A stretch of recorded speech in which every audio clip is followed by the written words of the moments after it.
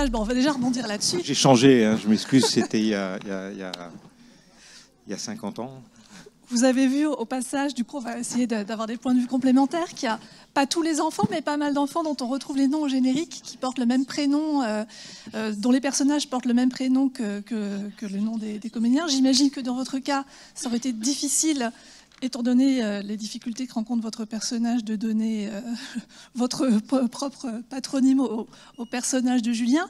Mais on peut voir aussi, depuis hier, on ne cesse de voir que les films de Truffaut mettent en scène des symboliques assez fortes, et le clou, je pense qu'on peut voir aussi le symbole de l'enfant martyr qui est Julien. Je pense que ça me semble très très très très net. Le nom de ce personnage, dès le départ, était prévu? Moi, je l'ai connu lorsqu'on est arrivé sur le tournage. En fait, j'avais fait des essais un peu par hasard, hein. C'était des amis d'amis qui ont mis en contact. Lorsque j'ai fait des essais, je ne savais pas pour quel rôle c'était. Et donc ensuite, j'ai été informé que d'abord que j'avais été choisi pour le film, et que j'avais ce rôle-là.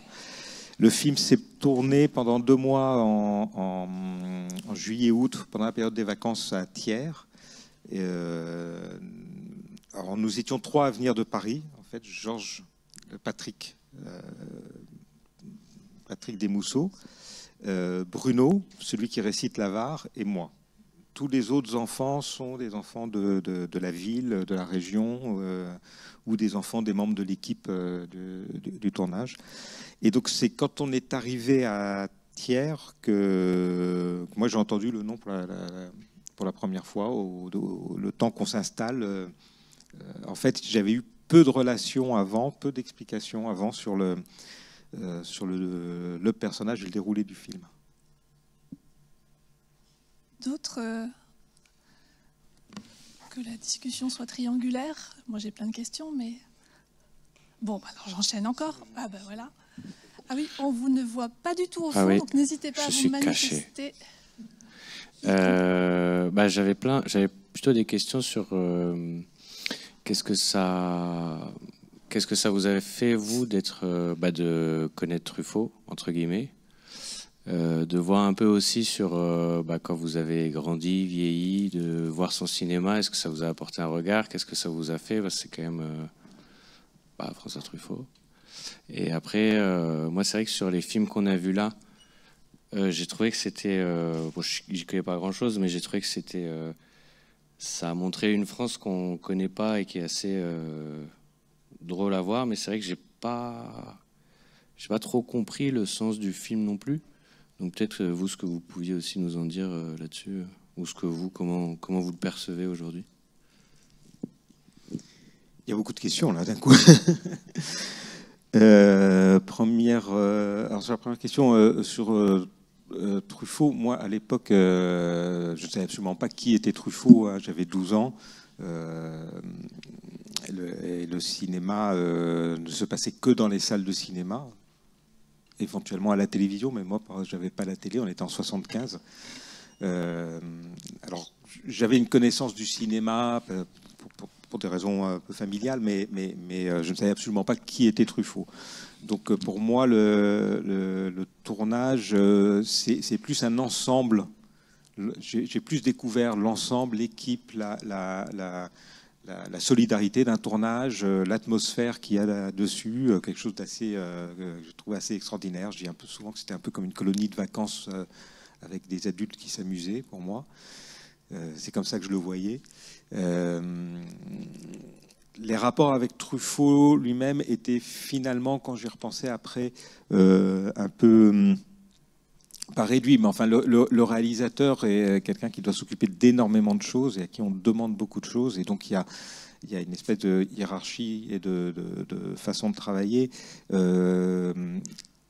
qui fait qu'en fait c'était plutôt les assistants ou le régisseur qui étaient nos interfaces avec les enfants. On était avec Truffaut pendant le tournage des scènes, qui sont des moments de travail, même si nous on n'avait pas l'impression de travailler, mais c'est vraiment juste avant.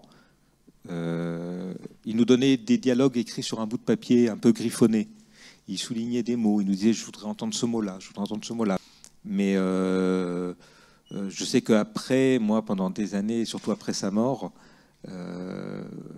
lorsqu'on a commencé à voir Internet, avoir accès à Internet et à voir des interviews de lui, des images de lui, c'est toujours avec beaucoup d'émotions que je retrouve je sais pas comment dire, son phrasé, sa sensibilité, enfin son regard. Il y a quelque chose de très, j'ai envie de dire, familier, personnel, si je peux me permettre si je peux m'approprier ça là-dessus. Voilà, après, alors je ne sais plus les autres questions étaient sur la suite, hein, sur ce que c'est devenu, le regard sur le film. Il change au fur et à mesure du temps. Il change aussi en fonction du public avec lequel je le vois, parce que je le vois beaucoup avec des enfants. Enfin, beaucoup, assez régulièrement, je suis invité dans des classes d'enfants. C'est la première fois que je le vois avec des adultes, et c'est la première fois que je le vois avec des adultes qui sont en relation avec la protection de l'enfance. Donc, voilà, le regard change un peu à chaque fois. Je pense qu'on en parlera. Après, en ce qui me concerne sur la suite, donc moi je n'ai pas continué. Ma mère m'avait dit ok, tu fais ce film-là. Bon, elle connaissait elle Truffaut et elle aimait beaucoup. Tu fais ce film-là, mais après tu passes ton bac. Puis si tu veux faire du cinéma, tu verras après. Donc il n'y a pas eu de suite. Par contre, et il y a sans doute un lien, même si ce n'est pas que ça, mais moi maintenant je suis monteur. J'ai fait des études d'audiovisuel, de cinéma.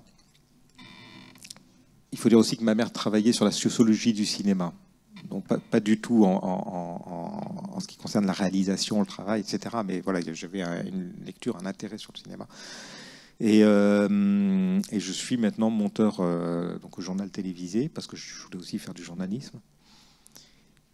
Et voilà, je ne sais pas ce que je peux vous dire d'autre, que quand je revois le film, donc chaque fois le regard est différent, et que là, par exemple, parce qu'il se trouve que j'ai déjeuné avec le monteur du film il n'y a pas longtemps, et j'étais à nouveau assez stupéfait de la maîtrise, enfin de l'écriture de Truffaut, de ses mouvements de caméra, de ses moments de découpage, de comment il amène les choses. Il y avait une autre question, une autre remarque sur la France de l'époque. Ça date de 75. Et c'est une petite ville de province. Donc c'est un regard qui est effectivement peut-être très loin de la vision qu'on a maintenant. Moi, ce que je trouve étonnant, peut-être vous pourrez le voir là-dessus, c'est que pour une fois, je trouve que les adultes sont très bienveillants dans ce film de Truffaut, ce qui est assez rare. Il crée autour des enfants un monde d'adultes dont on pourra parler, parce que on dit souvent on dit toujours Truffaut est le cinéma de l'enfance, mais en fait Truffaut n'a fait que 3 films sur l'enfance. Mais il a un regard vraiment très, très particulier. Et là, il les entoure d'une petite vie provinciale, tranquille, qui a ses difficultés. Il y en a un qui est handicapé, il y a une femme qui est seule, mais il y a un côté très, je trouve, bienfaisant là-dessus. Oui, vous nous avez dit tout à l'heure que le film avait été bien accueilli par le public, mais pas trop par la critique. Je voulais savoir ce que la critique en disait à l'époque, si on était plus sur une critique cinématographique avec la montée de la nouvelle vague, etc., ou est-ce que c'était vraiment sur le fond du film, donc le sujet du film? Alors, j'ai pas tout regardé, hein. Je me suis contentée des commentateurs qui commentaient la critique de l'époque. Je suis pas remontée jusqu'à la critique de l'époque, mais vous avez peut-être des archives là-dessus. Mais de ce que j'ai pu lire, donc les commentateurs d'aujourd'hui qui reviennent sur la diffusion du film, on dit que, bon, déjà le sujet de l'enfant, c'est pas un sujet qui est un grand sujet dans le cinéma français. Il y a quand même peu de grands films sur l'enfance dans le cinéma français, peut-être plus ces dernières années, mais c'est pas tellement un sujet qui était très pris au sérieux. Et le film a notamment été accusé de mièvrerie. Voilà. Alors que, je pense qu'il est beaucoup plus riche que ça. On évite le sentimentalisme, me semble-t-il. Alors évidemment, il y a plein d'anecdotes, il y a plein de clins d'œil, il y a un vrai plaisir aussi, une vraie jouissance à partager des moments avec ces personnages d'enfants qui font des bêtises. Mais je crois que réduire le film à la mièvrerie, je pense que c'est quand même très, très outrancier. Mais de ce que je sais, c'est vraiment principalement ça qui avait été reproché. C'est aussi une critique journalistique très, très en surplomb que de faire ce type de critique. Oui, je crois que effectivement les films de Truffaut étaient très très très attendus et je pense que l'idée d'avoir un film de Truffaut sur l'enfance, probablement que le public, les gens s'attendaient à quelque chose de plus dénonciateur et de plus engagé. Et, justement, il n'a pas voulu faire cette démarche-là, sauf avec le discours de l'instituteur dont on pourra parler. Donc oui, il y a eu une espèce de déception de la part des critiques. Au niveau du public, alors moi j'avais 12 ans, 13 ans quand le film est sorti. Et en plus, je trouvais que j'étais pas en France à ce moment-là, donc j'ai pas suivi ça. Ce que je peux vous dire par contre, alors avec le temps bien après, c'est que je croise maintenant des gens, depuis quelques années, qui lorsqu'ils apprennent que j'ai joué dans le film et que j'étais Julien Leclou, et qui ont vu le film à l'époque, c'est-à-dire qui ont mon âge, qui l'ont vu quand ils avaient 8, 10, 12 ans, 15 ans, me disent tous qu'ils ont été extrêmement marqués par le personnage, extrêmement marqués par le film, et qu'en tant qu'enfant, finalement, peut-être que les enfants ont perçu le film de façon beaucoup plus forte que les adultes à l'époque. Oui, je crois que c'est ce que j'essayais de dire un petit peu aussi en introduction, en présentation du film. Et puis ça rebondit un petit peu à la question qui a été posée précédemment. Je crois que ce qui fait la richesse de ce film aussi, c'est que il peut être vu, je pense, alors vous nous direz justement, vu que vous l'avez beaucoup montré avec un public d'enfants, mais je pense que c'est vraiment, de mon point de vue, un film à hauteur d'enfant. Les enfants peuvent très aisément s'identifier au moins à certains épisodes du film, mais je pense que c'est un film qui peut aussi nous accompagner tout au long de la vie, parce que notre point de vue sur ce qu'il raconte ne cesse aussi d'évoluer avec le temps. Et aujourd'hui, dans vos formations en tant qu'éducateur, je pense que vous identifiez à d'autres types de personnages et que vous voyez aussi tout le discours qu'il y a sur le monde adulte et la façon dont les adultes s'occupent ou non des enfants. C'est vrai qu'il y a une grande bienveillance de la part des adultes. On peut dire aussi que chez certains, on est même dans la défaillance parce que les adultes ne sont pas là pour s'occuper des enfants. Il y a le père qui est handicapé, il y a la mère, alors c'est pas de sa faute, mais c'est quand même une défaillance qui laisse son fils escalader le rebord de la fenêtre, et vous avez beaucoup réagi pendant cette scène, et tomber. Donc on le voit, voilà, les adultes sont soit défaillants, soit carrément absents, comme à la fin à la colonie de vacances, il n'y a pas un moniteur. Et on est vraiment, effectivement, dans un monde de l'enfance quasiment autonome. Et je pense pour les spectateurs enfantins, j'imagine, parce que moi je ne l'ai pas vu dans les mêmes circonstances que vous, mais il y a ce plaisir aussi à voir ce monde enfantin autonome. Et je pense que ça doit être, pour moi, des rares films sur l'enfance, mais qui est aussi fait pour les enfants. Oui, c'est-à-dire que quand je présente à des classes, je leur dis souvent, il y a déjà eu des films avec des enfants. Vous avez vu Maman, j'ai raté l'avion. Vous avez vu, je sais plus. Enfin voilà, il y a une série de films avec un personnage qui était un enfant. D'ailleurs, à l'époque de L'argent de poche, par exemple, il y avait un film qui s'appelait Le Jouet qui est sorti exactement en même temps. Et ce sont des films où il y a une aventure avec un enfant. Et il y a un bon, un méchant, et le processus qu'on retrouve dans tous les récits d'une problématique et de l'enfant qui se débrouille et qui arrive à régler le problème posé par les méchants qui envahissent la maison, etc. Et ce que je leur dis, c'est que vous voyez, dans ce film, il n'y a pas d'histoire, il n'y a pas de méchant, il n'y a pas de récit d'une certaine façon, mais il y a une description, comme vous dites, du monde des enfants de façon autonome. Et ça, je crois que c'est quelque chose d'assez unique dans le cinéma français, même maintenant, dans le regard sur les enfants, qui est comment ils vivent leur vie. Il y a le cas de Julien Leclou, dont on pourra parler, mais sinon, il n'y a pas de drame, il n'y a pas d'histoire. Il y a des petits drames, des petits riens, des petites choses. Voilà, qui est cette espèce de monde dans lequel il vit. Les adultes sont là, ils sont présents, ils sont absents. Il y a une espèce de demi-relation comme ça.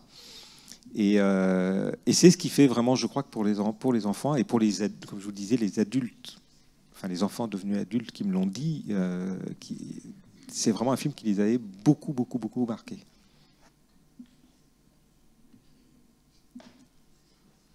D'autres questions, réactions? Non, peut-être continuer un peu sur votre expérience du tournage. Donc, j'aimerais bien rebondir justement sur ce que vous disiez, que Truffaut faisait passer des petits mots avec des choses à dire, mais en disant de vous approprier avec vos mots. Ça veut dire qu'il y avait à la base donc une vraie liberté de jeu aussi, et il attendait vraiment que les enfants s'approprient en quelque sorte ces personnages pour insuffler un peu leur vérité. Oui, et il y a pas mal de scènes, même, enfin pas mal, il y a plusieurs scènes qui ont été tournées en fonction de ce qui se passait sur le tournage. Par exemple, lorsque le petit frère de Lucas raconte l'histoire de Tolitoto et de la bonne et du curé, moi je me rappelle, j'étais là, on était dans un coin de la cour en train de se raconter des blagues pendant que l'équipe préparait autre chose. Et 2 jours après, enfin Truffaut l'a vu, et 2 jours après, il lui a demandé de refaire ça. Donc il y avait une espèce d'adaptation à ce qu'on était, nous, une espèce de groupe d'enfants. La discussion sur l'argent de poche aussi, c'est une discussion qui a été complètement improvisée. Enfin, c'est-à-dire qu'il a placé les enfants sur l'escalier, mais il leur a dit parlez de l'argent de poche, de votre argent. Il le fait, je crois qu'alors ce qu'il m'expliquait aussi, c'est qu'il avait aussi fait ça parce que juste avant, il avait tourné Adélache, l'histoire d'Adélache, qui était un film historique, en costume, avec des dialogues très écrits, et qu'il éprouvait le besoin aussi pour lui et pour son équipe d'alterner entre un tournage, on va dire, assez rigoureux et un tournage plus décontracté. Ça veut dire qu'il y avait beaucoup de répétitions aussi. Donc le film connaissait des réécritures comme ça en fonction de ce qui se passait sur le tournage, mais il y avait beaucoup de répétitions, beaucoup de prises, ou c'était finalement assez rapide? Non, c'était assez rapide. On répétait 2-3 fois. Je pense que justement, il ne voulait pas que la répétition installe quelque chose, quoi. Donc il était assez... ça se tournait assez rapidement, et il n'y avait pas beaucoup de prises. Par rapport à d'autres tournages, maintenant je peux comparer. Je sais qu'il y a des tournages où il peut y avoir 15 ou 17 prises. On n'a jamais eu ça. Je voulais revenir sur la scène de Grégory. Parce que, effectivement, moi j'ai entendu aussi les réactions. Là, j'aurais voulu être à côté de vous pour entendre les commentaires. C'est une scène qui marque beaucoup, qui marque beaucoup les enfants. Généralement, les enfants, ils me demandent comment tu as fait pour piquer la boîte de compas. Et ensuite, comment vous avez fait pour que Grégory il se fasse pas mal. Donc, je leur explique que c'est du cinéma, etc. Je donne, moi, des cours de montage. Et dans ces cours, souvent, je montre la scène de Grégory. Alors, je ne dis pas aux gens que j'ai tourné dans l'argent de poche parce que je ne veux pas mélanger les choses. Mais je montre la scène Grégory pour montrer la dilatation du temps, la montée du suspense, de l'inquiétude, etc. Côté un peu Hitchcockien de la scène. Et je me suis rendu compte assez rapidement qu'en fait ça suffisait pas et qu'il fallait maintenant je montre cette scène avec la scène qui va après du professeur, enfin du maître d'école et de sa femme, qui discutent de ce qui s'est passé. Et ça, je pense que c'est quelque chose de très spécifique à Truffaut. Enfin, pour moi, c'est vraiment ça, Truffaut. C'est-à-dire il nous montre une scène, il nous met dans une situation de peur par rapport à la situation d'un enfant qui va passer par-dessus la fenêtre. Enfin, c'est quand même un truc assez terrible. L'enfant tombe. il s'est pas fait mal, c'est un miracle, mais il passe pas à autre chose. Derrière, il y a ce temps de réflexion, d'échange sur la fragilité de l'enfant, mais aussi sur sa capacité à affronter la vie. Ils ont la peau dure, ils sont fragiles, mais ils ont la peau dure. Il y a cette explication de ce qu'est l'enfance aussi avec cette scène-là.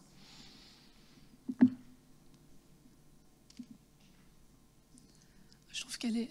On peut insister un peu sur cette scène. Moi, je trouve qu'elle est absolument incroyable, effectivement, parce qu'on pressent que quelque chose va arriver dès lors qu'on voit que l'ascenseur est en panne. Et ça aussi, c'est très Hitchcockien. C'est un petit détail, l'ascenseur est en panne, on va devoir monter les marches, et puis on nous dit que c'est au 9e, donc on se dit déjà, un tout petit bonhomme comme ça, monter jusqu'au 9e, ça fait long. Est-ce qu'il va y avoir ou non une ellipse, une saute temporelle? Alors, il y en a, mais malgré tout, ça dure. Arrêt chez les Richet, où là, Grégory, le premier truc qu'il va faire, c'est aller vers la caisse à outils. On se dit, oups, encore un deuxième truc où on pressent le danger, mais il n'arrive rien. Finalement, il vide ses paquets de pâtes, il donne des coups sur les petits biscuits, la tension retombe, on arrive en haut, et puis là, tout d'un coup, le porte-monnaie oublié, c'est là qu'on se dit qu'il va y avoir quelque chose, mais l'attention se reporte encore une nouvelle fois sur le petit chat. Et puis après, bon voilà, c'est l'enchaînement qui arrive. Et elle est terriblement bien construite, cette scène. C'est incroyable. Je comprends que vous la montriez pour le montage. Le spectateur ne cesse de à la fois monter en tension, mais il y a ces petits relâchements. Et c'est vraiment d'une habileté, je trouve, assez redoutable. On comprend là, Hitchcock qui n'est pas loin derrière. Oui, mais la deuxième scène, enfin la scène d'après, je trouve, en fait, est fait coller à celle-ci, et elle a son importance parce que c'est pas juste du spectacle. Truffaut disait dans une interview qu'il ne supportait pas qu'on utilise l'image des enfants pour montrer la cruauté du monde. Il trouvait ça trop facile et trop... Enfin voilà, il trouvait que c'était pas moral, quoi. Il y avait un problème de morale à utiliser les enfants pour montrer l'injustice du monde qui est réelle pourtant. Et c'est pour ça que voilà, maintenant je mets ces deux scènes ensemble parce que effectivement, pour moi, elles sont collées, quoi. C'est la même.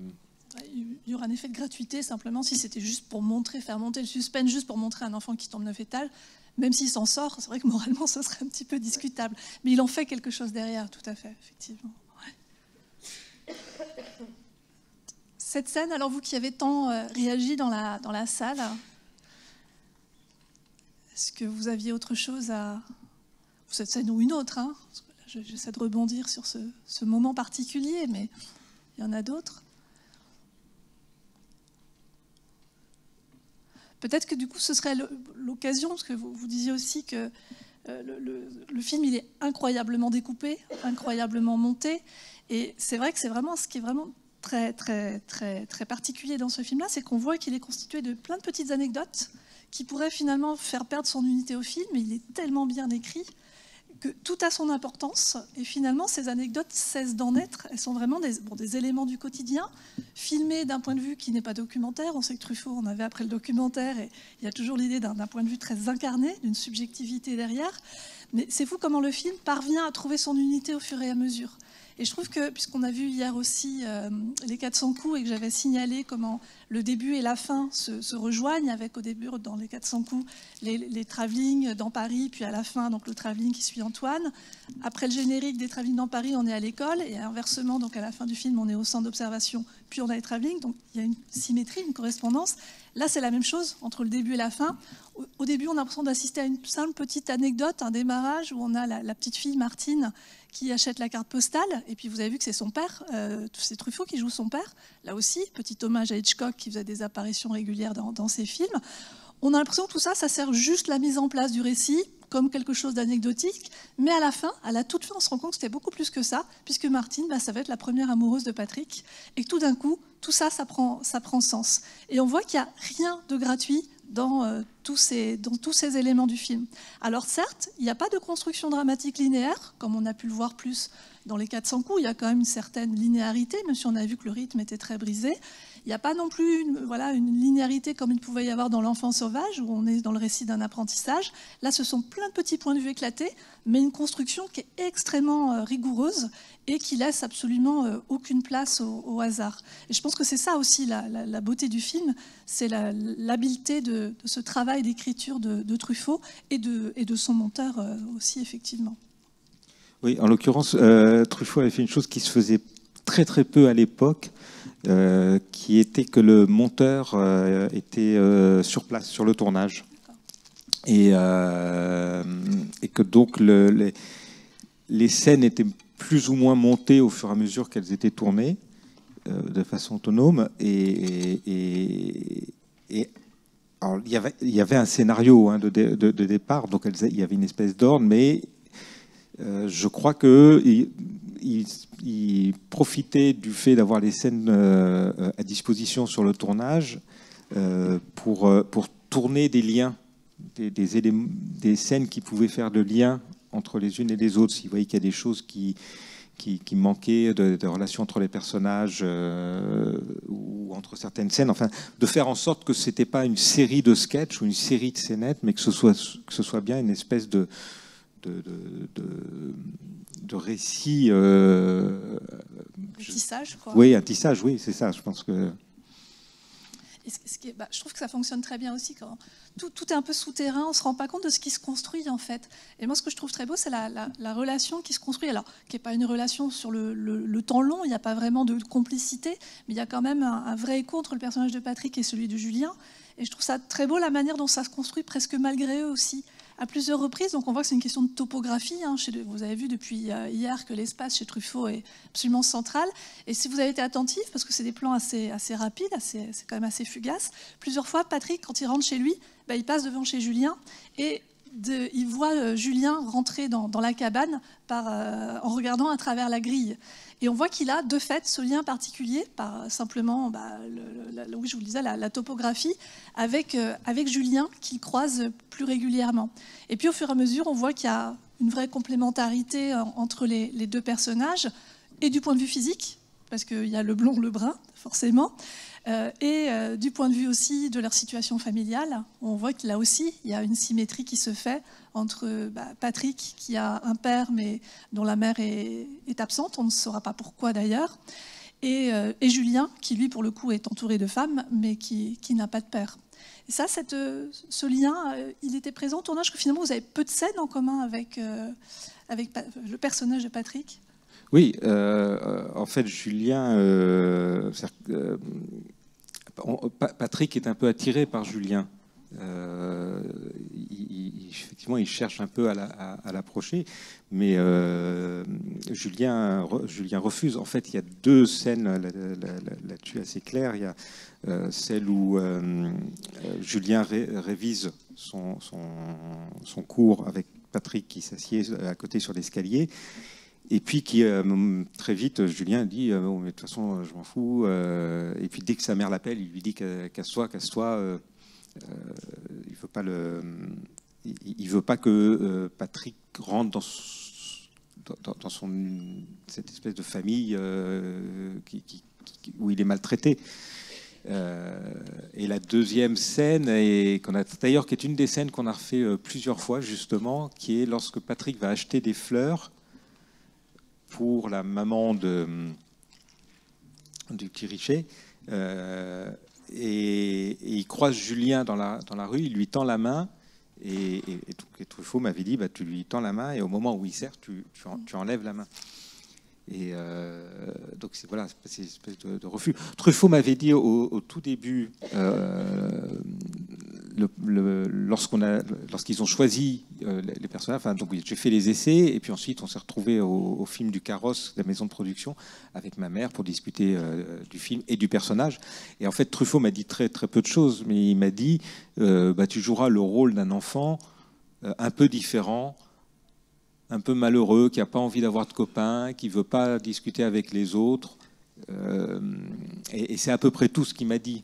Il y avait aussi une pudeur chez Truffaut de ne pas sans doute me mettre un poids. Il ne m'a absolument pas parlé d'enfants battus, il ne m'a pas parlé d'enfants maltraités, etc. Je pense qu'il y avait à la fois le désir de me protéger moi en tant qu'enfant, mais aussi de faire en sorte que je joue ce rôle comme les spectateurs l'ont vu. Il n'y a aucune scène de violence dans le film. À aucun moment, on ne voit Julien être maltraité. Donc il ne me l'a pas dit, puisque ça n'est pas dans le film. Mais c'est dans le comportement du personnage, et évidemment dans sa pauvreté qui est visible dans les vêtements et dans l'habitation, qui, je pense, alors pendant un moment, ça me gênait de dire, mais bon, alors, ils sont pauvres, donc ils maltraitent. Mais je me suis dit après que c'était peut-être plutôt une façon de dire que la pauvreté est aussi une maltraitance.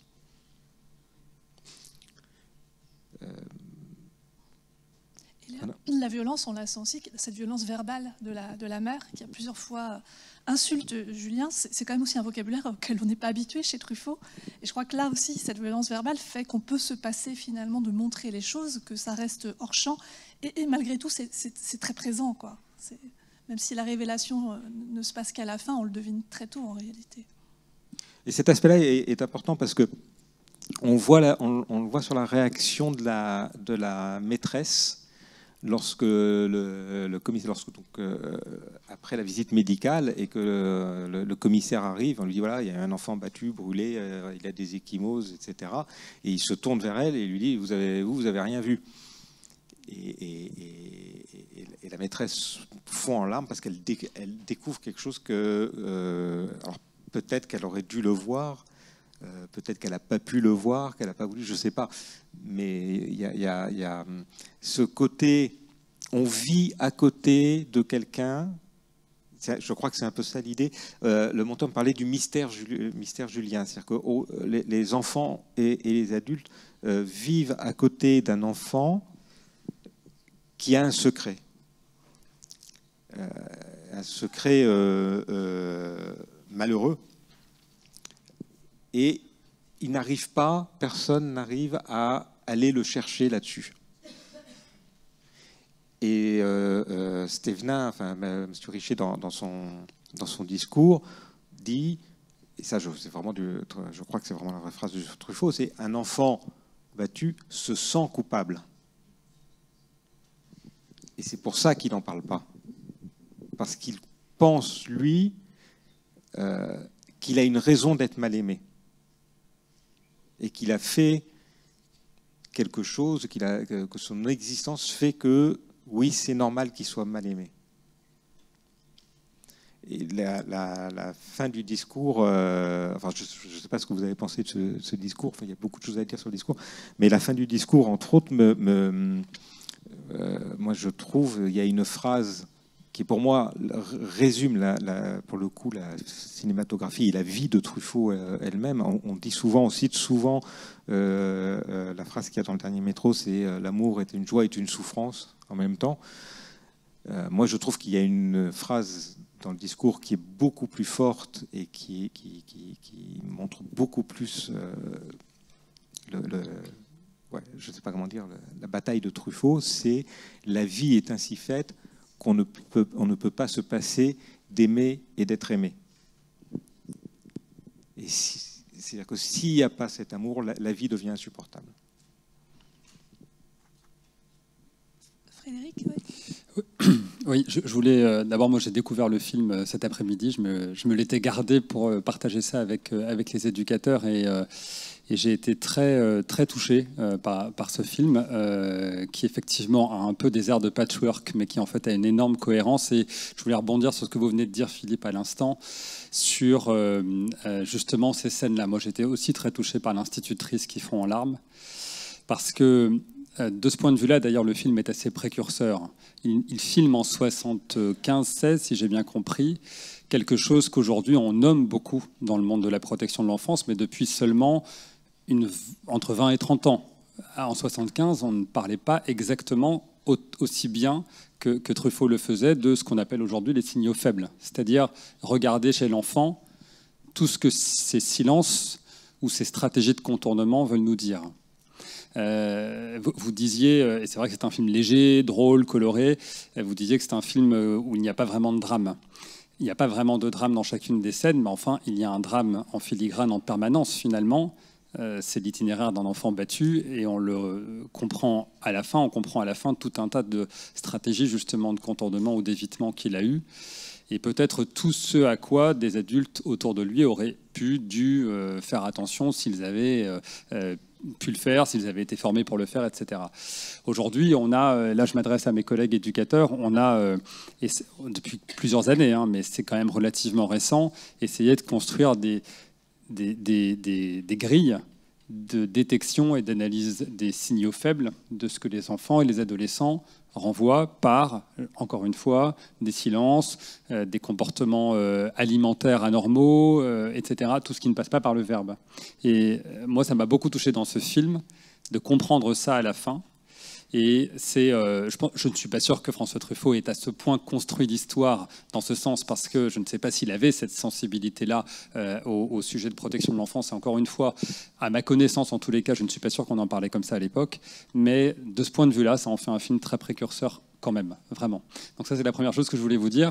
La deuxième chose que je voulais vous dire, mais c'est une interprétation peut-être idéalisée de ma part, c'est en gros 15-20 ans après les 400 coups, ce film-là.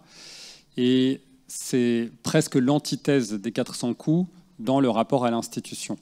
Les 400 coups, c'est quand même un film qui n'est pas contre l'institution, mais qui montre une institution qui enferme, et en l'occurrence la nôtre, l'éducation surveillée, l'ancêtre de la PJJ.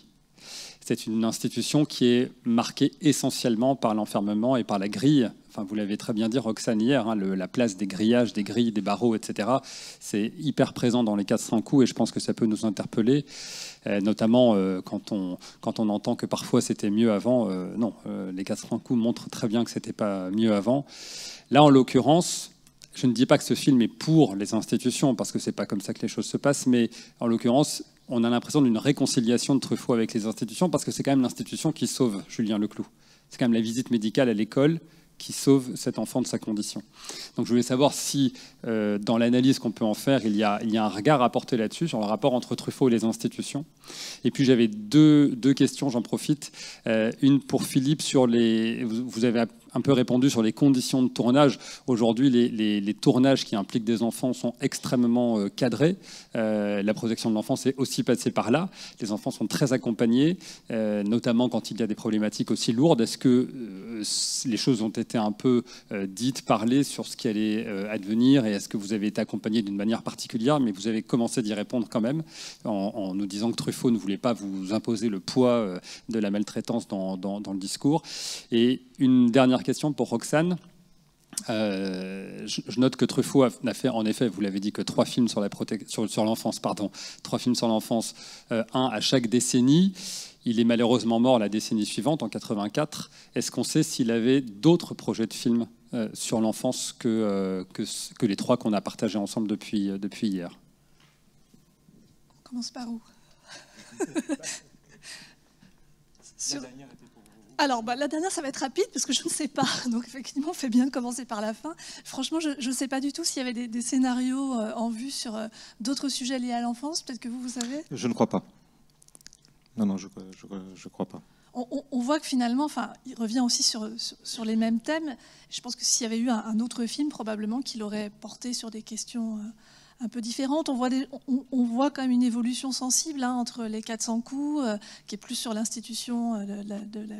Alors l'école déjà comme institution qui enferme, puis ça finit au centre d'observation. On voit que l'éducation prend le pas avec le docteur Itard et finalement déjà une tentative de réconciliation, si ce n'est avec l'institution, du moins avec un éducateur, une figure d'éducateur. Et puis là, on voit effectivement un monde de l'enfance qui s'autonomise davantage et une institution qui en sort quelque part revalorisée aussi. Et là, c'est pas inintéressant de voir qu'il a fait quand même le choix inverse des 400 coups aussi. C'est-à-dire que quand Antoine finalement finit par être récupéré par l'institution, on le voit. et on voit effectivement la détresse du personnage qui est enfermé. Là, quand Julien est recueilli par l'institution, où on dit qu'on va le placer dans une famille, etc., là, pour le coup, il disparaît du récit. Et finalement, il y a aussi cette fin positive parce qu'on a simplement le récit de la voix de Richet, mais Julien alors il a disparu de l'image, mais il n'y a pas véritablement une fin ouverte comme on avait dans les 400 coups, qui à la fois scellait un peu le destin d'Antoine, mais on ne savait pas trop ce qui allait advenir après. Là, bon, il disparaît de l'image, mais finalement, Richet écrit la fin de l'histoire de Julien en disant que c'est à l'âge de 15-16 ans que les choses vont être résolues et que voilà, il y a quelques années encore à passer, mais après, il y a quand même une ouverture qui se dessine. Donc on voit que le choix, les films se répondent là aussi, hein, mais avec des choix qui sont très différents. Donc s'il avait dû revenir sur ces sujets-là, je ne sais pas quels auraient pu être le regard, le point de vue sur ces questions. Alors, je ne pense pas qu'à l'époque, il y ait eu d'autres projets en cours parce que on sait que Truffaut accumulait beaucoup des dossiers avant de faire un film et de se mettre à écrire, etc. Donc, il y avait plusieurs années entre le début d'une idée et la réalisation d'un film. Et je n'ai pas entendu parler de dossiers existants avec des coupures de presse, comme il le faisait beaucoup. Hein. Il stockait beaucoup de revues de presse, d'extraits de livres, etc. Je n'ai pas entendu parler de dossiers sur ce thème-là. Ça ne veut pas dire qu'au bout d'un moment, il ne l'aurait pas refait, mais voilà. Après, sur le rapport, oui, effectivement, à l'institution, bah absolument. Hein, moi, je suis tout à fait d'accord avec vous. Je dirais que les 400 coups, alors, je vais caricaturer un peu, je pense que tout le monde l'a un peu senti, les 400 coups, c'est un peu un règlement de compte, une dénonciation de l'institution. Je n'ai pas suivi les interventions précédentes, mais vous savez que Truffaut, évidemment, lui-même a été, comment on dit, je ne sais pas interné, mais placé, pas dans une famille. Il était, non, mais dans un centre d'observation. Voilà, un centre d'observation qu'évidemment, il a très mal vécu. Et moi, je pense que l'école, l'instituteur que l'on voit dans l'Argent de poche n'est pas encore des instituteurs tels qu'ils existaient en 1975. En tout cas, moi, je peux vous dire, à l'époque, j'avais cet âge-là et j'avais des instituteurs. Ça commençait un peu à se détendre, mais je crois que c'était plutôt un souhait de Truffaut que ça aille vers ça, et je crois qu'effectivement ça va vers ça, et on peut dire même peut-être que ça pose des problèmes puisque maintenant on commence à se poser peut-être aussi la question de la distanciation entre les élèves et les adultes. Est-ce que la familiarité n'est pas trop forte? En tout cas, c'est encore quelque chose d'un peu militant. Parce qu'à l'époque, moi j'avais des instituteurs encore qui avaient des blues, par exemple en primaire. J'étais en 6e, moi, au moment où on a fait le film. Donc je sortais de la primaire et je me rappelle très bien avoir en 7e un instituteur. Alors il était un peu, on va dire, vieille école. C'est-à-dire que c'était la blouse blanche et puis les doigts avec la règle quand ça allait pas. J'ai eu le même 10 ans après. Hein. Ah oui. Il en subsistait quelques-uns. Donc c'est un peu un souhait, hein, cet instituteur-là. Et l'autre chose que je voulais dire, c'est oui, Truffaut lui-même, en tout cas dans ce qu'on sait, dans ce qu'il raconte, lui-même n'a pas été battu, n'a pas été maltraité. Mais il a souffert de manque d'amour maternel très fort. Et je pense que sa façon de montrer effectivement la maltraitance, c'est peut-être des choses qui avaient déjà été vues. Alors je vais caricaturer un peu, mais ce qu'on voyait peut-être au cinéma, c'était un peu les Thénardier. Et c'était donc les parents qui filent une raclée aux gamins, et on était plus sur les parents. Même dans les films d'enfants, je ne sais pas, il faudrait que je repense un petit peu à ça. Là, effectivement, les parents ne sont pas là, ne sont pas à l'image. C'est-à-dire qu'on ne sait pas ce qui se passe chez lui. Et ce qu'on voit de Julien, c'est effectivement ce que lui va essayer de cacher aux autres. quand il est dehors, quand il est à l'école, quand il est dans la rue. Et cette idée alors, vous avez parlé de signaux faibles. Je crois que c'est justement ce qui a beaucoup marqué les enfants, ce qui marque beaucoup les enfants, même maintenant, hein, qui voient le film maintenant, c'est qu'eux captent dans le film ces signaux. Ils se rendent compte, ils sentent bien qu'il y a quelque chose chez lui, chez Julien. Et il y a une empathie. Je vais vous raconter une anecdote enfin, j'en ai plusieurs avec des enfants, mais une des anecdotes, c'est quand il y a quelques années, j'étais à Thiers où on a reprojeté le film et où les enfants de 7-8 ans avaient vu le film. Et on était dans la cour d'école et alors, ils reconnaissaient l'école et puis moi ils me reconnaissaient à moitié ou pas là. Et puis au moment de partir, de se séparer, on dit bon, maintenant on a fait le tour, on s'en va.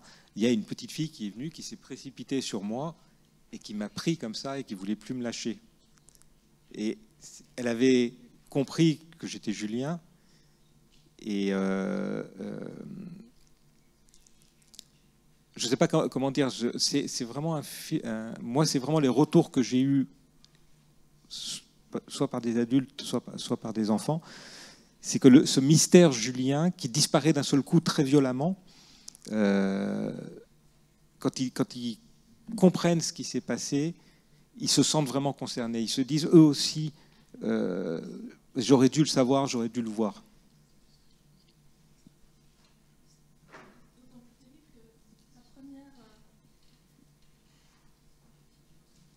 La première apparition de Julien, alors il n'y a pas la... Ça y est, c'est revenu, merci. La première apparition de Julien, ça revient un petit peu à ce que vous disiez au début. Est-ce que finalement c'est parce que la misère engendrerait la violence ou est-ce que c'est autre chose? Mais c'est vrai, dès le premier plan qu'on voit de Julien, c'est gros plan sur ses chaussures très très abîmées, puis on remonte et là on voit le jean en haillons, on voit le cartable guermieux qui tient avec de la ficelle. Tout de suite on pressent la misère, mais on est amené à se demander nous aussi pourquoi l'institutrice ne réagit pas plus vite, parce que certes il y a la misère, mais on a l'impression qu'il y a autre chose derrière. Alors ce qu'on n'a pas dit non plus, c'est que Truffaut dans le film, et vous l'avez sans doute remarqué, donc là pour le coup on a un film en couleur, et si vous êtes attentif, les enfants portent quasiment toujours les mêmes vêtements du début à la fin, parce qu'il voulait que les enfants soient immédiatement reconnaissables, parce que c'est vrai qu'ils sont nombreux, et donc par exemple les frères des Luca, ils ont leur petite chemise verte, Patrick il a toujours le polo prune, mais en même temps, ils sont tous en vêtements unis, ce qui fait qu'on n'y prête pas forcément très très attention. Et la particularité de Julien, c'est qu'il a ce maillot rayé, et déjà il est un peu différent des autres, et on est beaucoup plus attentif aussi, enfin moi je l'ai été en tout cas, à son état physique qui évidemment laisse au moins supposer une grande négligence. Mais on a l'impression que sous prétexte qu'il est présenté comme un cas social, cette misère, elle est perçue comme presque normale, et on ne soupçonne pas que derrière, il peut y avoir une détresse beaucoup plus grande. Et c'est vrai que ça interroge quand même le fait que l'institutrice ne voit rien, alors que le spectateur a plein d'indices quand même pour à minima se poser des questions, peut-être pas soupçonner la violence, si ce n'est que lorsque, décidément, ça recommence, c'est peut-être une pile. Moi, je vais essayer d'en prendre un autre, vous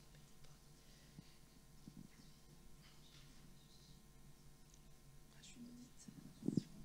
Ça y est. On va en garder un chacun. Donc, on ne peut pas en vouloir à l'institutrice de ne pas avoir tous nos indices, parce que nous, on assiste effectivement aux engueulades de Julien, ça, l'institutrice ne le voit pas, mais quand même, dans l'enceinte de l'école, il y a un certain nombre d'indices suffisamment patents pour que, voilà, il y ait des questions qui se posent et qu'elles ne se posent pas. Et ça, il nous met dans une situation aussi un peu inconfortable vis-à-vis de ce personnage qui, à la fin, s'effondre et a l'air d'une sincérité totale. Mais en même temps, on se dit qu'elle est un peu victime de l'étiquette qu'on a mis sur on l'a présentée comme un cas social. Et voilà, cette grande misère qui signale une grande détresse, finalement, on ne va pas chercher au-delà. Et moi, je trouve ça assez tragique, en fait, cette lecture-là du personnage qu'elle fait inconsciemment au début. Oui, absolument. Enfin, d'ailleurs, moi, je ne la trouvais pas sympathique quand on tournait. Voilà. Non, mais effectivement, j'étais gamin, hein, mais... Je la trouvais brèche, quoi. Justement, petite question de la plus de curiosité. Donc, la plupart des acteurs, donc notamment les enfants, mais les adultes aussi, sont des non professionnels. Bon, il y a Stévenin qui est là, il y a l'actrice qui joue Madame Riffle aussi, qui était une actrice professionnelle. Et l'institutrice, là, c'était une amateur, si on peut le dire comme ça. Oui, elle était actrice de théâtre, je crois, à Clermont-Ferrand.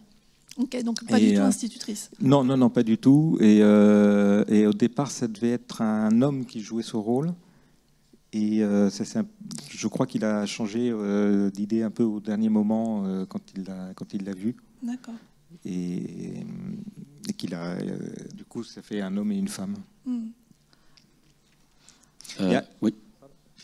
Alors moi, bonjour. C'est à la fois un témoignage et puis une question que j'adresse à vous deux. Donc, elle n'est pas destinée plus à l'un qu'à l'autre. Tout d'abord, un témoignage. Vraiment, c'est un film moi que j'ai vu. Alors non pas quand il est sorti, puisque j'avais 10 ans en 1975, donc je ne pouvais pas rentrer au cinéma, mais je l'ai vu plus tard. Et ce qui m'a énormément frappé, c'est que je trouve que Truffaut a parfaitement restitué l'ambiance de l'époque des années 70, et notamment cette période de 75, 76. Je trouve que c'est vraiment super bien restitué. Et puis, donc ça c'était juste un petit témoignage personnel.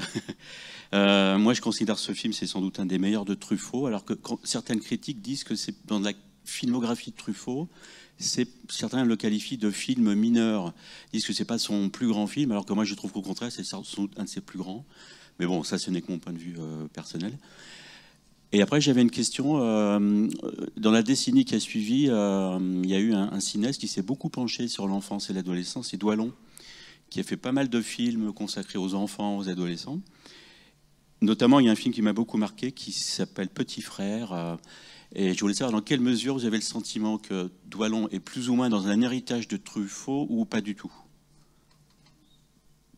Je connais vraiment pas bien Doillon, donc là, pour le coup, je vous renvoie là-bas. Non, j'ai pas vu Petit Frère. Moi, j'avais fait, j'ai fait après le tournage, 6 mois après, j'étais revenu à Paris. En fait, je suis parti à l'étranger avec ma mère, je suis revenu et j'ai fait une interview de Truffaut. Donc, j'avais 12 ans, une interview audio.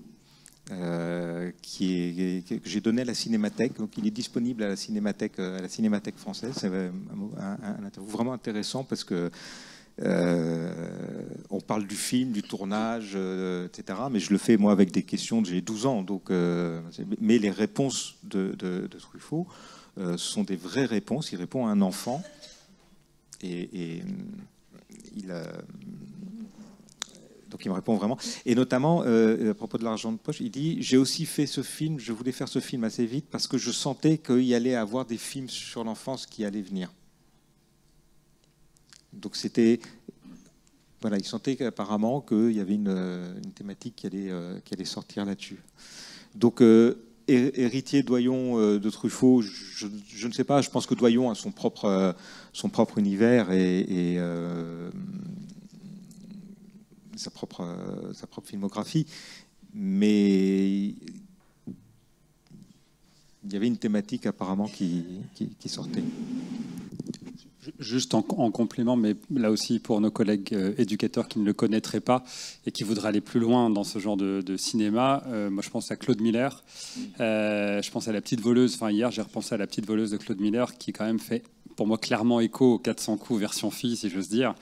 Et c'est aussi un grand cinéaste de l'enfance, mais effectivement qui a émergé quelques années plus tard, avec L'Effronté, quelques années après ça. Je ne sais pas. En fait, c'est ça. C'était un scénario de Truffaut qui a été repris, qui a été pris par Miller. Il y a un autre élément aussi qui a beaucoup marqué qui marque beaucoup les enfants. C'est le discours de l'instituteur. Les enfants et les adultes d'ailleurs aussi. Alors les adultes sont un peu plus critiques généralement sur le propos, mais moi j'ai connu des enfants, j'ai rencontré des enfants qui l'avaient appris par cœur, le discours de l'instituteur. C'est vrai que de ce que j'ai lu, les commentateurs donc, qui ont beaucoup travaillé sur Truffaut trouvent... alors, ça tient en 4 minutes et quelques, c'est vraiment très court et très dense. Et certains perçoivent une certaine artificialité dans ce qui est dit. Moi, je trouve ça très beau, personnellement. Enfin, moi, je ne sens pas cette artificialité du discours. Alors, certes, il se dit beaucoup de choses et des choses importantes en très peu de temps, mais malgré tout, je trouve, bon, déjà, c'est porté par Stevenin qui joue quand même très, très bien, pour le coup, qui est vraiment dans son rôle. Et je trouve qu'il y a de telles vérités dans ce qui est dit que moi, ça ne m'a pas choqué, cette artificialité, mais je sais que c'est une lecture ou un ressenti qui est assez souvent exprimé. Je ne sais pas si vous l'avez, comment vous l'avez perçu, ce discours de l'instituteur, s'il vous a parlé ou s'il vous a semblé trop démonstratif, peut-être. On parlait justement que Les 400 coups, c'était un anti-film à thèse. Peut-être que là, il y a quelque chose d'un peu trop démonstratif.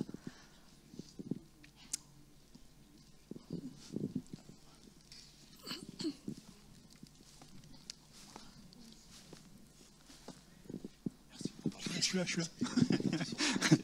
Non, en fait, je trouve que sur ce discours, il parle de lui finalement, parce que vous disiez sur la scène après la chute du petit Grégory, genre il parle de l'enfance et l'enfance, et vous rappeliez la phrase du film, mais finalement, je trouve qu'il parle de lui. Il parle sur un moment, donc dans le discours, il dit oui, j'ai eu une enfance pas facile, pas dure, mais pas facile. Et finalement, ouais, sur ce discours, il leur apprend quelque chose sur la société, mais il parle de lui. Et plusieurs fois dans le film, il parle de lui. Quand aussi il lit son bouquin et sur l'allaitement, finalement, elle lui dit aussi, mais tu parles de ta mère, là, tu parles de toi, quoi. Donc tout ça, finalement, je trouve que dans ce discours, il parle plus de lui que de l'éducation d'une manière générale, quoi. Tout à fait, je pense que je le perçois effectivement comme ça. Hein. C'est vrai que c'est un peu le substitut de Truffaut à l'écran, qui fait qu'une apparition, mais qui est omniprésent dans le film par l'intermédiaire du personnage de Richet. Tout à fait. Le bouquin, en passage, moi je ne l'ai pas lu, mais c'est un bouquin de Bettelheim, La forteresse blanche, c'est ça? Vide. Donc moi je ne l'ai pas lu, mais si vous voulez y jeter un œil... Enfin, moi, ce que je disais en arrivant à Monsieur Faure, lorsque j'ai été contacté, j'ai entendu École nationale protection judiciaire de l'enfance, j'ai entendu judiciaire national, enfin très vite, je me suis dit, voilà. Ensuite, j'ai remis les mots dans l'ordre et puis j'ai un peu compris de quoi il s'agissait. Et j'ai été, je trouve que c'est, je ne sais pas comment dire, c'est une espèce de retour des choses vraiment impressionnant et émouvant pour moi qui est un peu connu Truffaut et puis qui évidemment est pas un peu d'une certaine façon depuis partage un peu sa vie et son cinéma.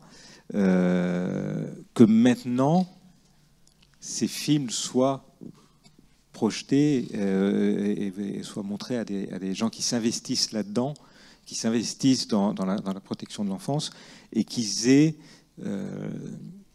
accès à ce propos-là. Quand on y pense, quand on pense à Truffaut, à sa vie, notamment au début de sa vie qui a été difficile, hein, il a des tentatives de suicide, il a été petit délinquant, mis en centre de redressement. Enfin, il y avait un comment dire, les 400 coups, c'était aussi un combat, quoi. C'était une dénonciation de quelque chose. Son premier film était quand même une dénonciation de ce qui lui arrivait et de comment il a été maltraité par sa mère, mais maltraité par l'institution. Et que maintenant ces films soient projetés dans une institution comme celle-ci et devant des gens comme vous, je suis assez ému de ça. Pour tout vous dire, je vais envoyer un petit mot à sa fille pour lui dire là où sont projetés ces films maintenant, quoi. C'est quand même quelque chose d'assez extraordinaire.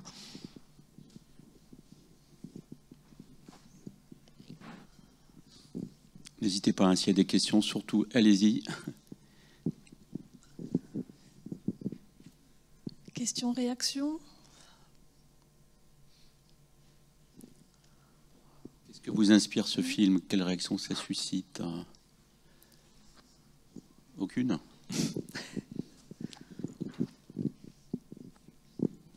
C'est toujours compliqué de réagir après avoir vu un film quand on est encore un peu sous le coup des images animées et du côté un peu onirique de la chose. Mais est-ce qu'au bout d'une heure de discussion, il y a des choses qui commencent à émerger? Des scènes qui vous ont particulièrement... Ça peut être ça aussi, tout simplement, des scènes qui vous ont particulièrement marqué, dont vous pensez qu'elles vont durablement vous accompagner? Alors, il y a un autre aspect dont on n'a pas parlé, et qui est souvent évoqué aussi par les enfants, c'est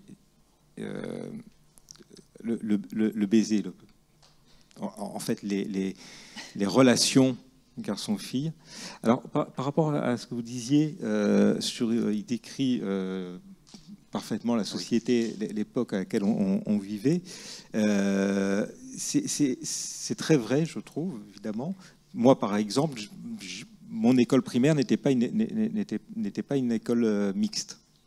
Exactement, quand je suis arrivé, moi, en 7e, la 11e, enfin ce qu'on appelle le CP, commençait à être mixte. Et évidemment, c'était un monde différent. En même temps, Truffaut date aussi ses films. Il y a du Charles Trenet pendant tout le film. À l'époque, on n'écoutait plus Charles Trenet. Donc, et ça, on le retrouve souvent dans la filmographie, à part les 400 coups et Tirer sur le pianiste, encore que même Tirer sur le pianiste. Il y a une espèce de vieillissement dès le départ. Je crois que la course derrière moto, ça se faisait plus du tout non plus, je crois, à l'époque. Moi, c'est le seul endroit où je l'ai vu. J'y étais quand on a fait le tournage. C'est la première fois que je voyais ça et j'ai plus jamais vu ça. Je crois j'avais lu justement que Truffaut avait explicitement demandé à ce que donc la scène du regard échangé entre Martine et Patrick se situe là, mais sachant très bien que c'était quelque chose de daté. Peut-être que ça renvoyait à quelque chose qu'il avait vécu, mais de même que les actualités noir et blanc, pâté. Oui, en 75, on n'était plus du tout dans ce type de cinéma. Enfin, si, dans ce type de cinéma, oui, puisque c'était le cinéma de tiers. Mais il y avait pas les documentaires sur la pêche, je sais pas quoi, là, en Caraïbes. Les actualités coloniales. Mais en tout cas, cette relation, cette attirance garçon-fille, le projet du film au départ, avant de s'appeler L'Argent de poche, quand c'était un dossier, ça s'appelait Du premier biberon au premier baiser. Parce qu'il voulait faire la partie... une des raisons, c'est que il avait fait les 400 coups. Et ensuite, il a fait grandir Douanel. Je ne sais pas si vous avez parlé de Douanel. Je ne suis pas rentrée après dans les autres films du cycle Douanel. J'ai pas eu le temps d'en parler. Mais bon, il a continué avec le personnage de Douanel en tant que jeune adulte, qui d'ailleurs a du mal à grandir, qui reste un enfant. Et il a eu envie de couvrir l'enfance sur la période avant. Et donc, c'était du premier biberon au premier baiser. Et effectivement, il y a de la naissance au premier baiser de Patrick. Et alors pourquoi le titre L'Argent de poche? Je ne sais pas. Alors, de ce que j'ai lu, moi, il y a eu plusieurs titres. Il y a eu aussi le titre Abel et Câlin, donc qui avait la préférence de sa fille, la plus grande, qui joue. Et après, ça a été La peau dure. Alors, je pense sans doute en écho aussi avec son film précédent, La peau douce. Et puis le personnage de Madame Richat dit justement, dans la scène que vous évoquiez tout à l'heure, après l'accident du petit Grégory, les enfants ont la peau dure. Et puis après, c'est arrivé à l'argent de poche, parce que l'argent de poche, c'était aussi pour Truffaut le synonyme de l'autonomie qu'on donne aux enfants en leur donnant cet argent. Et il y a cette conversation sur l'argent de poche où ils disent chacun ce qu'ils vont en faire en fonction de leurs préoccupations.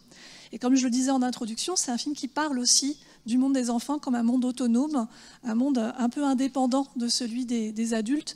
Et probablement qu'il y a de ça aussi. C'est vraiment le point de vue du film, le point de vue sur le monde des enfants que défend le film. Donc j'imagine que cette question de l'argent de poche est fortement liée à cette question de l'autonomie. Moi, j'ai mis très longtemps à voir qu'il y avait des adultes dans le film. bon, j'ai un regard un peu particulier. La première fois que j'ai vu le film, je voyais tout ce qui se passait hors champ. Je me rappelais machin qui était là, un tel qui était là, la caméra qui bougeait comme ça, etc. Et il m'a fallu peut-être 2-3 visions avant d'être dans le film. Puis j'avais aussi la découverte un peu bizarre de moi et du personnage de Julien. En tant qu'enfant, je pense qu'il a fallu que j'ai, je sais pas, 20-25 ans pour me rendre compte qu'en fait, il y avait les adultes dans le film. Et qu'il y a beaucoup de choses qui sont dites sur les adultes et sur leur situation affective. Entre l'ouvreuse qui cherche quelqu'un par les petites annonces, enfin la maman de Grégory qui cherche quelqu'un par les petites annonces, le père qui est célibataire sur sa chaise roulante, le couple parfait des coiffeurs les rifles. Oui, les rifles qui est le couple idéal pour Patrick, etc. Mais en tant qu'enfant, je pense quand on regarde le film, on a effectivement, c'est là où on parle de film à hauteur d'enfant, on est effectivement sur le monde des enfants. Ce que n'a pas fait d'autres réalisateurs, à mon avis, aussi bien et aussi de façon aussi juste, quoi. C'est peut-être en ça qu'il y a une filiation avec Douallon, parce que le film dont je parlais, il n'y a quasiment aucune scène avec des adultes, il n'y a quasiment que des enfants. Les très rares scènes où il y a des adultes, ce sont des adultes totalement défaillants, et c'est peut-être en ça qu'il y a une filiation. On est sur le niveau des enfants, quoi. Bon, ça je ne sais pas, c'est moi qui l'interprète comme ça. Peut-être que si on interrogeait Douallon, peut-être qu'il dirait que non. Ça donne envie de le voir, en tout cas. Effectivement. Oui. Bien, on va devoir s'arrêter. Bien, écoutez, j'espère que les 3 films vous ont plu. Merci pour votre présence. Si je peux dire juste une dernière chose, qui est également celle que je dis aux enfants quand je fais des présentations de films. Vous avez vu des films de Truffaut, je ne sais pas si vous connaissez les autres, mais je dis aux enfants qu'ils ont rencontré quelqu'un qui leur parle d'eux, et qui continuera à parler d'eux au fur et à mesure qu'ils grandiront. Et de voir d'autres films de Truffaut. Si vous voyez Truffaut quelque part, allez-y, ça nous parle tout le temps. Ça nous parle de nos amours, de nos morts, de nos vies. C'est quelqu'un qui est parti trop tôt, puisqu'il est mort à 57, je crois. 57. Mais qui a vraiment fait des films qui nous parlent de nos sentiments d'une façon extrêmement, moi je trouve extrêmement sensible, extrêmement juste, et même si c'est daté, même si c'est en noir et blanc, etc., ça reste très intime, je trouve, très juste et très intime.